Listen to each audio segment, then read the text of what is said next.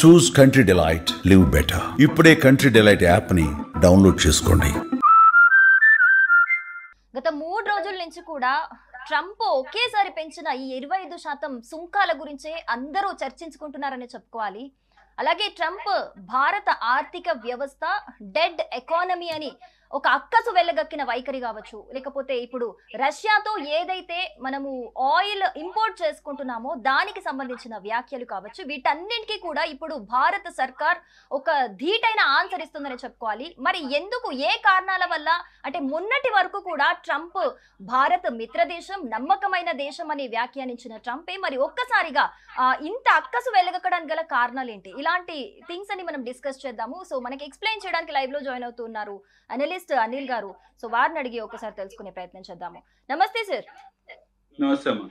So sir, మొన్నటి వరకు కూడా అంటే కొన్ని రోజుల క్రితం వరకు కూడా ట్రంప్ భారత్ కి సంబంధించి నమ్మకమైన దేశం అని, మిత్ర దేశం అని ఎంతో ప్రశంసలు కురిపించారని చెప్పుకోవాలి. మరి ఒక్కసారిగా ఈ రష్యాకి సంబంధించిన ఆయిల్ ఇంపోర్ట్ గురించి కావచ్చు, లేకపోతే మొన్న మాట్లాడిన భారత్ ఆర్థిక వ్యవస్థ డెడ్ ఎకానమీ అని మాట్లాడడం కావచ్చు, అలాగే ఈ 3 days నుంచి అయితే హాట్ టాపిక్ అయిపోయింది ఈ 25% పెంచిన సుంకాల గురించి. అసలు ఇదంతా ఎందుకంటారు? ఒక్కసారిగా ఈ ద్వంద్వ వైఖరి ట్రంప్ నుంచి ఎందుకంటారు? దీనికి గల కారణాలు ఏంటి ఇంత తీవ్ర స్థాయిలో రావడానికి గల? దీనికి 3 పర్స్పెక్టివ్స్ ఉన్నాయమ్మా. మనం ఈ విషయాన్ని ఏంటంటే ట్రేడ్ అండ్ కామర్స్ దృష్టిలో పెట్టుకొని చూడకూడదు. మనం చూడాల్సింది గత 5-6 నెలలుగా జరుగుతున్న ప్రపంచవ్యాప్త పరిణామాలను దృష్టిలో పెట్టుకొని చూడాల్సి ఉంటుంది. ఒకటి, ట్రంప్ అక్కడ అమెరికా సమాజానికి చెప్పింది మేక్ అమెరికా గ్రేట్ అనే ఒక నినాదం ఇచ్చి ఆయన బయటకు వచ్చారు. దాని తర్వాత అమెరికన్ ఇన్ఫ్లేషన్స్ కానివ్వండి, లేకపోతే అమెరికన్ ఆర్థిక వ్యవస్థ కానివ్వండి అతలాకుతలమైపోయింది ఆల్రెడీ. దాన్ని లిఫ్ట్ చేసే ప్రయత్నంలో ఆయన సొంత దేశానికి ఏదో రకంగా నిలబెట్టుకోవాలని ప్రయత్నం చేశాడు. అక్కడ బాగానే ఉంది, దాని గురించి ఏ అభ్యంతరాలు ఎవరికి ఏమీ లేవు. సుంకాలు విధించడం మొదలు పెట్టాడు. ఆయన సుంకాలు విధించిన దేశాల్లో అత్యంత చిన్నదైన ద్వీపం కూడా తప్పించుకోలేకపోయింది. Even the smallest island on this earth is unable to escape from his tariffs.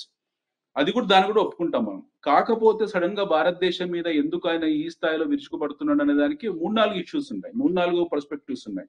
మనం అనుకున్నట్టు ఏంటంటే చైనా మీద ఆయన సుంకాలు విధించాడు, చైనా వాళ్ళు రిటాలిటరీ టారిఫ్ పెట్టారు అనే దృష్టికోణంతో మనం చూస్తే దానికి జవాబు దొరకదు. ఎందుకంటే ట్రంప్ సాధారణంగా ఎగుమతి దేశాల మీద పన్నులు విధిస్తున్నాడు కాబట్టి మన మీద విధిస్తున్నాడని మనం అనుకోవచ్చు.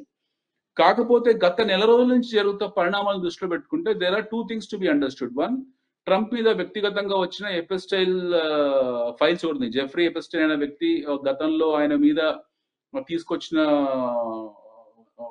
నిందలు ఏవైతున్నాయో అందులోంచి తప్పించుకునే ప్రయత్నం చేస్తున్నాడా అని ఒకటి అనుకోవచ్చు. ఎందుకంటే ఆల్రెడీ ఆయన టారిఫ్ విధించడం అనేది జరిగిపోయింది. టారిఫ్ అన్ని దేశాలను విధించాడు, అయిపోయింది. భారతదేశం ఒకటి ఎస్కేప్ అయింది, బట్ భారతదేశాన్ని కూడా అందులో ఇంక్లూడ్ చేసి ఇప్పుడు కొట్టుకుంటూ వస్తున్నాడు. ఒకటి, ఎపెస్టైన్ ఫైల్స్ నుంచి దృష్టి మరల్చడానికి, ప్రపంచ దృష్టి మరల్చడానికి మనం చేస్తున్నాడు అని ఒకటి. రెండోది, రష్యా ఉక్రెయిన్ వార్ కు భారతదేశము సపోర్ట్ చేస్తుంది, ఆయిల్ ని కొనుక్కుంటూ రష్యా నుంచి విచ్చలవిడిగా ఆయిల్ కొనుక్కుంటూ రష్యా ఉక్రెయిన్ వార్ ని సపోర్ట్ చేస్తుంది అని ఒక నింద మన మీద వేశాడు. అయితే ఈ రెండు విషయాలు పక్కన పెడితే మూడో పర్స్పెక్టివ్ ఇంకోటి ఉంది.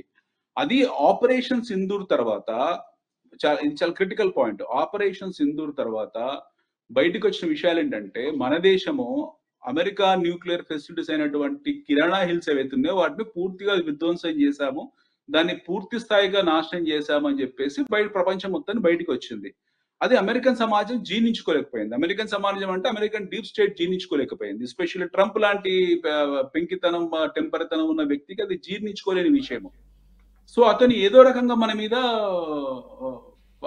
ఇబ్బంది పెట్టడానికి, లేకపోతే మన మీద సుంకాలు విధించే రూపంలో మనని కార్నర్ చేయడానికి ఒక దుశ్చర్యగా తీసుకుంటుంది. ఈ లాస్ట్ 2-3 days లో అర్థమైన విషయం. ఇంతవరకు ఈ పర్స్పెక్టివ్ ఎప్పుడు రాలేదు. సుంకాలు విధించాడు, ట్రేడ్ డెఫిసిట్ అమెరికాకు ఉంది, వాళ్ళకు మధ్యలో చాలా తీవ్రమైన ట్రేడ్ డెఫిసిట్ ఉంది అన్న విషయంలో వరకే ఆలోచించాం మనం. అంటే ప్రపంచం మొత్తం ఆలోచించింది. బట్ ఈ కిరాణా హిల్స్ మీద మనం దాడులు చేయడం, న్యూక్లియర్ ఫెసిలిటీస్ ధ్వంసం చేయడము అనేది కొత్త పర్స్పెక్టివ్. ఇంతకాలం మనం మాట్లాడుకుంది ఏంటంటే రష్యా నుంచి మనం చమురుని దిగుమతి చేసుకుంటాము, దిగుమతి చేసుకునే చమురుని మనం ఇక్కడ మన దేశంలో శుద్ధి చేసి మిగతా యూరోపియన్ దేశాలకు పంపిస్తాము, దానికి ట్రంప్ ఇష్టం లేదు, ఆయన ఓపెక్ దేశాల నుంచి కొనుక్కోవాలి అనే దృష్టికోణంలోనే మోస్ట్ ఆఫ్ ది అనలిస్టులు మాట్లాడారు. బట్ ఇప్పుడు కొత్తగా వస్తుంది 3-4 రోజులుగా ఏంటనంటే ట్రంప్ ప్రపంచాన్ని దృష్టి మరల్చడానికి, లేదా అతని డీప్ స్టేట్ ని సాటిస్ఫై చేయడానికి, లేదా వాళ్ళు లాకెట్ మార్టిన్ ఉత్పత్తి చేస్తున్న ఆయుధాలను మనం కొనుక్కోవడానికి మన మీద ఒత్తిడి పెంచడానికి ప్రయత్నాలు చేస్తున్నాడు.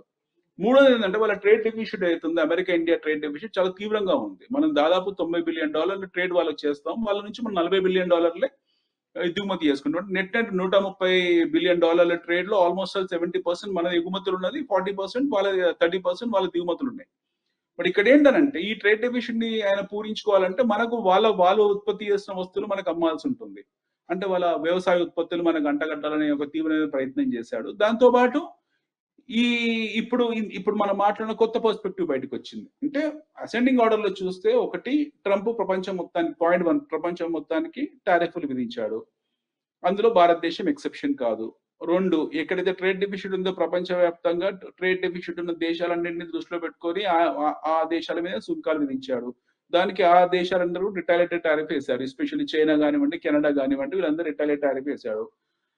హ్యాండ్ లో కింద కొన్ని బార్గెనింగ్ తీసుకొచ్చాడు కొన్ని దేశాలతో, ఎస్పెషల్లీ కంబోడియా, వియత్నాం, ఇలా ఫిలిప్పీన్స్ ఇలాంటి దేశాల మీద 40% పెట్టి తర్వాత 17, 18, 19% వరకు తీసుకొచ్చాడు. అంటే మనని కార్నర్ చేసి మనతో ట్రేడ్ డీల్ కుదుర్చుకోవడానికి ముందస్తు చర్యగా ఇలా బెదిరింపు కార్యక్రమాలు దిగాడు అనేది ఒకటి. దీనికన్నా ముఖ్యమైనది ఏంటంటే ఇప్పుడు మనకు అర్థమవుతుంది ఏంటంటే, మన F-35 విమానం కొచ్చిన్లో ఆగిపోవడము, అంతకుముందు మనకి F-35 విమానాలు మనం కొనుక్కొని ఒత్తిడి చేయడము, మనమేమో 100% ట్రాన్స్ఫర్ టెక్నాలజీ మనం అడగడము, ఎస్పెషల్లీ ఫ్రాన్స్, రష్యా వాళ్ళు, రష్యా మనకి S-400 100% ట్రాన్స్ఫర్ ఆఫ్ ఓనర్షిప్ ఇచ్చింది. అలాగే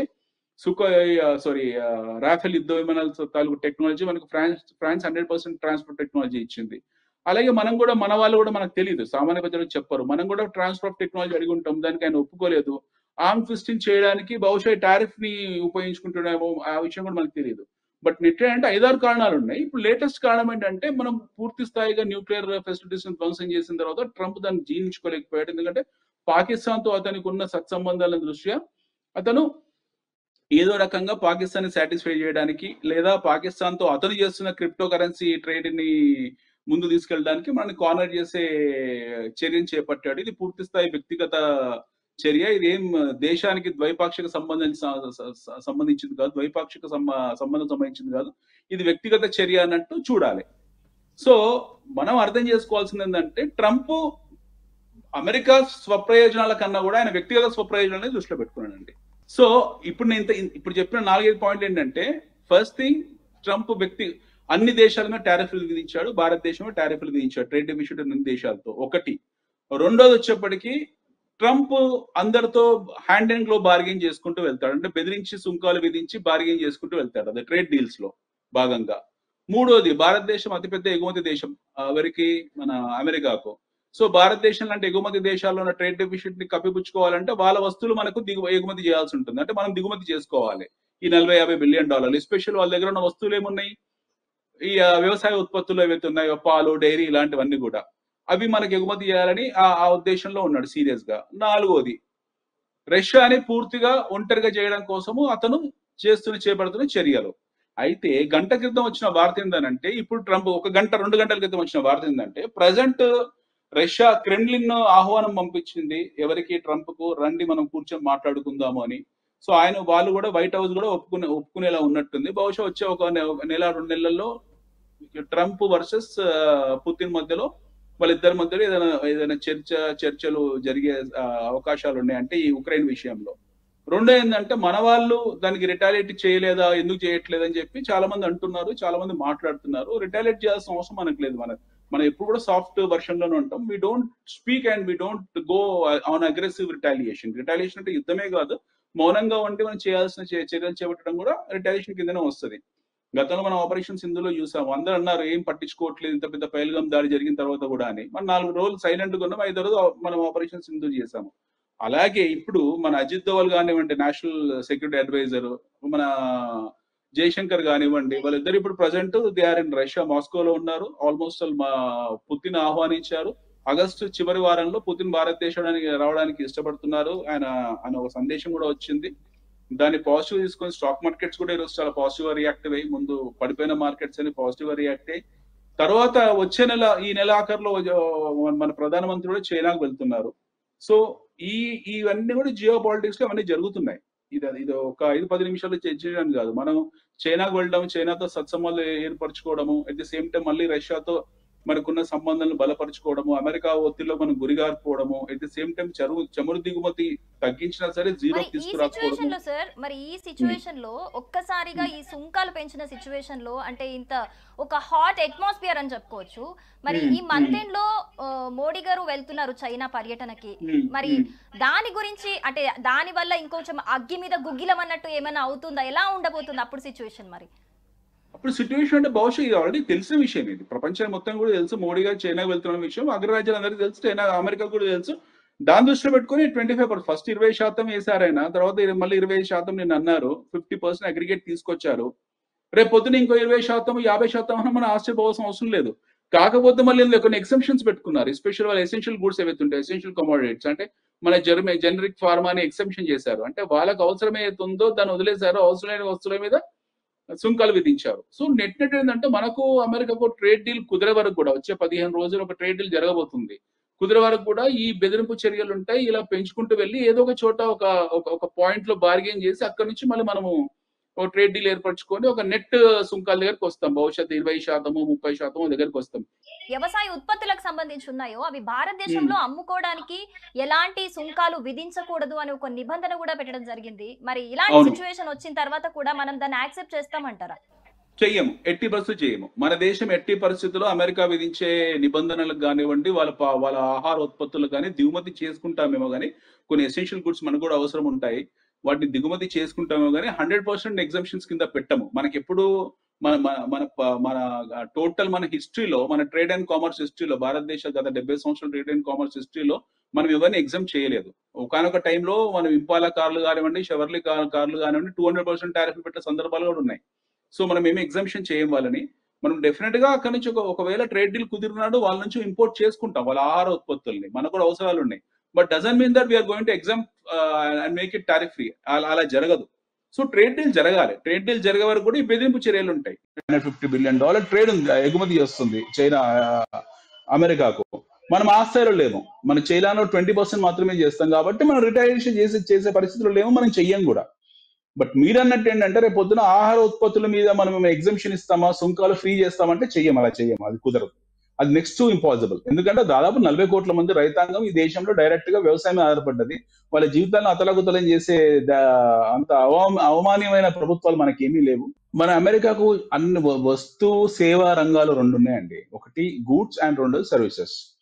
సేవా రంగం అంటే మీరు ఐటీ కానీ ఐటీఎస్ కానీ ఇవన్నీ సేవా రంగాల కింద వస్తాయి. వస్తు ఉత్పత్తులు వచ్చేప్పటికీ మనం కూడా ఆహారం ఎగుమతులు చేస్తాము, ఫార్మా ఎగుమతులు చేస్తాము, ఆటో యాన్సిలరీ ఎక్విప్మెంట్ ఎగుమతులు చేస్తాము, అండ్ మెడికల్ ఫెసిలిటీస్ సంబంధించిన ఫార్మా రంగం సంబంధించిన వస్తువులు ఎగ్జామ్ చేస్తాము.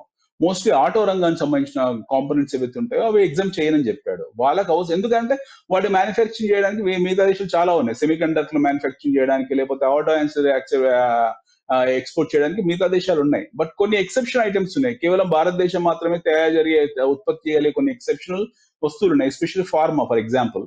రెండోది వచ్చేప్పటికి మనం మాట్లాడుకున్న ఎలక్ట్రానిక్స్ ఒక చిప్ తయారు చేయడానికి, అసెంబ్లీ చేయడానికి మన దేశంలో $30 అవుతుంది, అమెరికాలో $300 అవుతుంది, తైవాన్ లో ఆల్మోస్ట్ $150 అవుతాయి.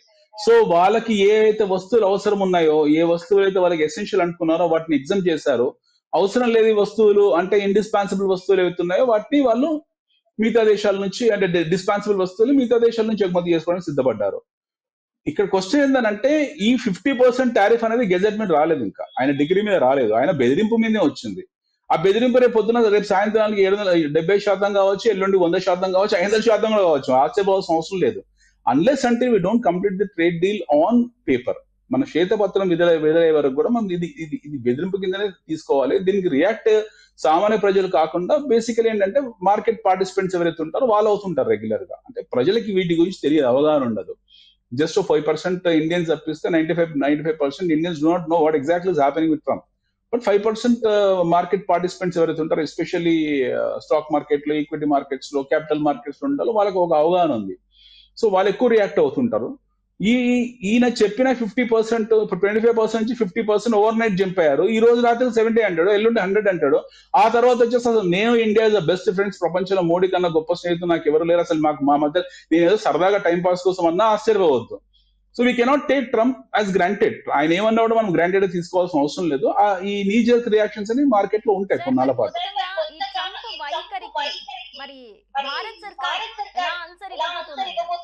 వాళ్ళు ఇచ్చేసాం కదా, నిన్న మన ప్రధానమంత్రి గారు, మన జయశంకర్ గారు చాలా మంచి గట్టి రియాక్షన్ ఇచ్చారు దానికి.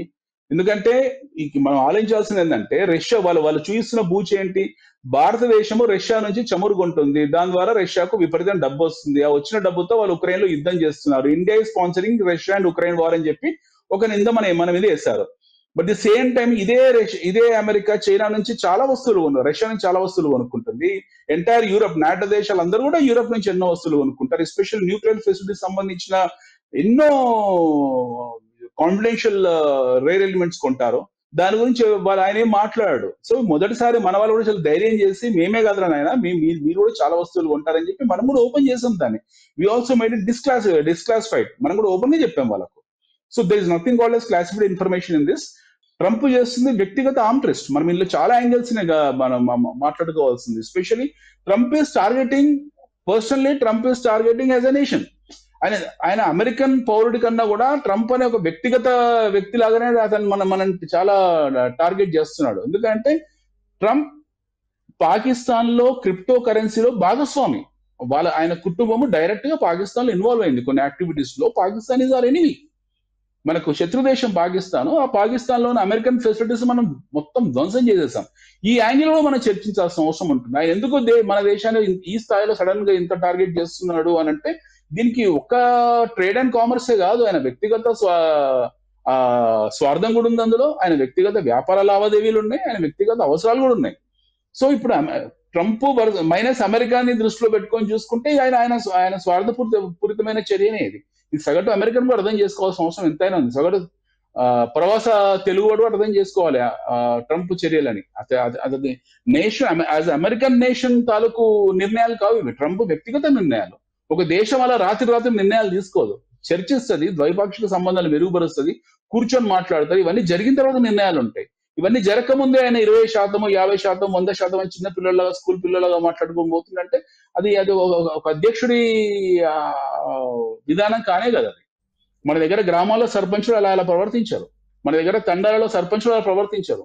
Is behaving like is creating a mockery on presidentship. మొన్న ఎవరు అన్నారు Trump is a presidential rogue అని. ఎస్, అట్లే ప్రవర్తిస్తున్నాడు ఆయన, ఒక పిచ్చివాళ్ళగా ప్రవర్తిస్తున్నాడు. అలా నిర్ణయాలు ఎవరు తీసుకోరు. ప్రపంచ చరిత్రలో ఏ అధ్యక్షుడు అలా పిచ్చి నిర్ణయాలు తీసుకోలేదు. ఎస్, అమెరికా గతంలో మనకి చాలా సుంకాలు విధించింది, ఏం కొత్త కాదు. కాకపోతే దానికి చర్చలు జరిగాయి, సామరస్య వాతావరణంలోనే కొన్ని నిర్ణయాలు తీసుకున్నారు. అంతే తప్పిస్తే మైక్ రాగానే మైక్ ముందు వచ్చేసి నా చేతిలో అధికారం ఉంది కదా అని చెప్పి నేను 20%, 50% అంటే నష్టపోయేది అమెరికానే. ఈ మొత్తం వ్యవహారాల్లో who is the biggest loser అంటే American tax payer is the biggest loser. I tell you the reason. మనం వాళ్ళకి ఎక్స్పోర్ట్ చేస్తుంది 90%, $90 billion. వాళ్ళు ఇంపోర్ట్ చేసుకుంటుంది $40 billion. లెట్స్ అండర్స్టాండ్, అసలు మీతో మా ట్రేడే అవసరం లేదు బాబు అని చెప్పి మనం నిర్ణయం తీసుకున్నాం అనుకోండి. If India takes a call that we don't want any trade with you, $90 billion మేము ట్రేడ్ చేయమనంటే that will directly impact 4 to 5% of GDP. మన జీడిపి మీద 4-5% మన మీద డైరెక్ట్ ఇంపాక్ట్ ఉంటుంది. బట్ వేరే it will impact around 1% on American GDP, which is huge and amongst far them. 2% growth ఉన్న ఎకానమీకి 7% గ్రోత్ ఉన్న ఎకానమీకి మధ్యలో చాలా తేడా ఉంటుంది. రెండోది, America happen to be debt economy, అది పేపర్ ఎకానమీ. కంప్లీట్ కొన్ని $trillions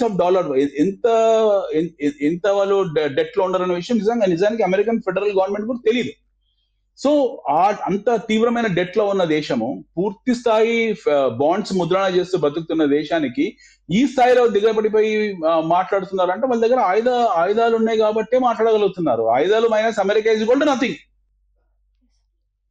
Right, sir. Thank you, sir. Thanks for the details. Thanks, Amma. Thank you very much.